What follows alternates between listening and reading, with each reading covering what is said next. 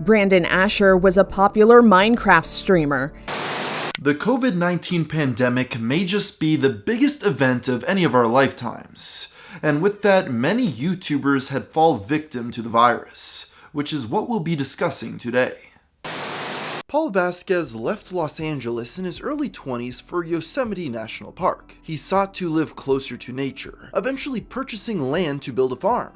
It was through this lifestyle that he earned the nickname Yosemite Bear. By 2006, Paul had already been there for over 2 decades, which is when he started documenting his life on camera. He posted his footage to the newly created site YouTube, though it sat in obscurity until 2010. That January, he uploaded a video of his over-the-top reaction to a double rainbow in the sky. Whoa, that's a full rainbow, all the way. Double rainbow, oh my god. It's a double rainbow all the way. It caught the attention of talk show host Jimmy Kimmel, who went on to declare it the funniest video in the world. Within hours, it had taken over the internet. The video quickly accumulated tens of millions of views, inspiring parodies and even a song remix. Paul was invited to make media appearances and even an ad for Microsoft Windows. With over 50 million views to date, it's considered one of the site's earliest viral sensations. While Paul continued uploading almost every day, his popularity didn't last. His views stagnated as the world moved on. He didn't seem to mind though, choosing to focus on what he loved. He wouldn't make headlines again until 2020, when reports surfaced that he had passed away. As it turns out, his health had seriously declined throughout the first week of May. He documented these medical updates on his Facebook profile. The first indication were symptoms similar to that of a heart attack, but then he tested positive for COVID-19. While fairly certain the diagnosis was incorrect at the time, this attitude changed as the days went by. Paul later reposted a video he took of a rainbow with the caption, "I miss my front yard. Whatever happens, I'm ready for it. I'm happy to experience it all. It might only be pollen and I'll have more time in my apartment. If it's the virus and it's my time to recycle, I look forward to coming back to a new body and starting over. Whatever happens, I'm enjoying the ride." On the evening of May 9th, Paul was rushed to the emergency room where he passed away. While his cause of death isn't public, most have surmised it was related to COVID-19. He was 57 years of age. Lloyd Cadena was perhaps one of the most popular YouTubers of the Philippines. He was a pioneer, creating his channel in May of 2011. Initially, it consisted of song parodies, satirizing the works of Shakira and Lady Gaga, but he eventually pivoted to vlog-style sketches with the series LC Learns. It was a massive success, as viewers gravitated to his infectious positivity. Within a year, one of his videos hit 1 million views for the first time. That momentum never stopped, as he expanded to cooking, challenges, and pranks. By 2020, he sat at nearly 6 million subscribers. Lloyd didn't take this success lightly, using his fame for good. To encourage young viewers to read, he formed a boy band with 6 other authors named the Bookmarks. They sought to make book signings more fun for children. He also raised money for charity, often making substantial contributions himself. That included aiding his former elementary school. He regularly provided them with food packs, school supplies, and toys. In light of the pandemic, he even gave students tablets for long-distance learning. But unfortunately, on September 1st, this philanthropy came to an end. That day, Lloyd was hospitalized for a high fever and dry cough. Not long after, he tested positive for COVID. He passed away just 3 days later, suffering a heart attack in his sleep. Tragically, this was weeks before what would have been his 27th birthday. His family announced the news on Facebook hours later. It is with a heavy heart and great sadness that we announce the untimely demise of our beloved brother. May he be remembered for all the joy and laughter he shared with everyone. My family and I ask for your prayers, respect, and privacy during this time. In the wake of this, friends and collaborators came together to express their condolences. It seemed that Lloyd had left a lasting impression on everyone he met. One YouTuber recalled that he had agreed to collaborate even when their own channel had less than 10,000 subs. But his death also greatly affected those who'd only ever watched him. That included American pop singer Mariah Carey, who the YouTuber himself was a fan of. She wrote a tweet expressing her grief. If you'll recall, much of Lloyd's content was vlogs. This often included his family, with his last video showcasing a house he had bought for his mother. Because of this, many were still interested in following his loved ones. His mother decided to leave the account as an archive, creating a new channel called Mother Queen Vlogs. They continue to upload to this very day.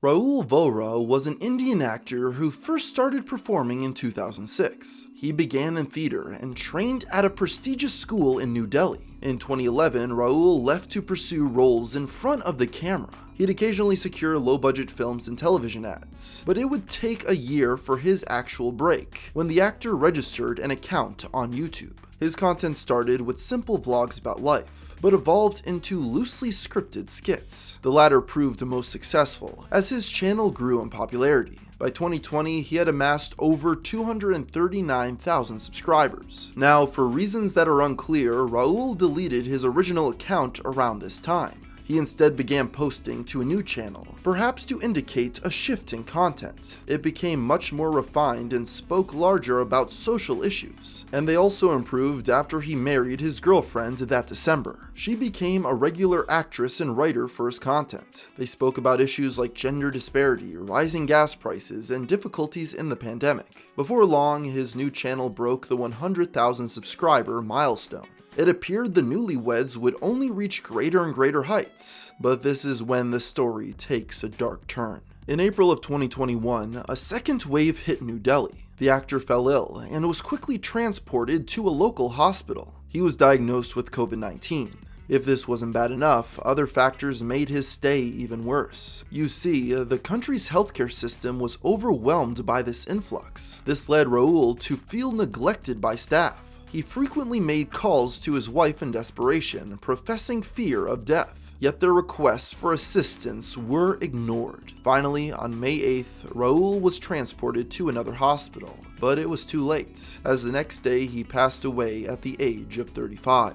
Fans were given the sad news by his former mentor, who had come to visit on his final day. Raul Vora is gone. My talented actor is no more. It was only yesterday that he told me his life could have been saved if he got better treatment. He was moved last evening, but we could not save him. Please forgive us. We are all your culprits. My last respects. His death shocked the public, who remarked he always spread positivity even in dark times. Many fixated on the belief he could have been saved if not for malpractice. That's because hours prior, he'd said so himself. If I have also received proper medical treatment, I would have survived. Yours, Raul Vora. I will be reborn and do good deeds then. Now I have lost all courage. His wife later uncovered a video on his phone from hours before he passed. It showed Raul struggling to breathe while criticizing the initial hospital. The widow posted it on Instagram with the caption, "I hope my husband will get justice." With no official response, it remains unclear if more could have been done to save the actor's life.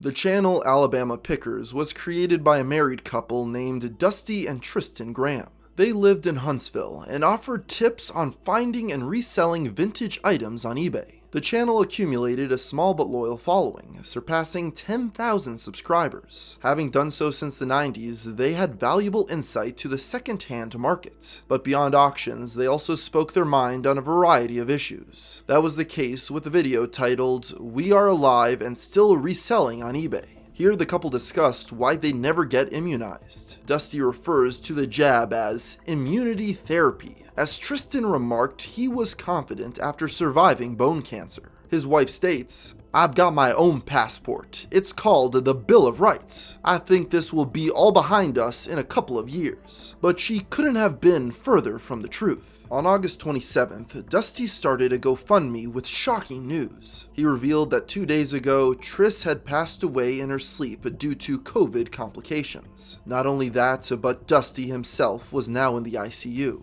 The man remained hospitalized until September 16th, when a final update was given. Written by their oldest child, Windsor, she wrote, "Unfortunately, Dusty and Tristan have both passed away. Thank you all for your kind words and helping us during this difficult time. We will be using the money to pay for funeral expenses. Immediately, news outlets picked up the story to dance on their graves. They highlighted the irony of their death as readers refused to mourn. Many even began donating with insulting messages to their kids. A donor named Charles Darwin wrote, "Your parents played Russian roulette, encouraged everyone else to play it, ended up killing themselves, and left you holding the bag. I'm giving $5 because I admire your nerve. You could probably raise a lot more money if you put a refurbished coin-operated Dance Dance Revolution game on their graves." But anyways, good riddance to bad rubbish. Others still viewed the situation sympathetically, even amidst their differing political views. I'm sorry about your loss. It's up to you now to do good by them. You can make a difference by telling their stories and your story. Help save other people's lives. The GoFundMe raised over $26,000, with the Graham family retreating from the public eye soon after.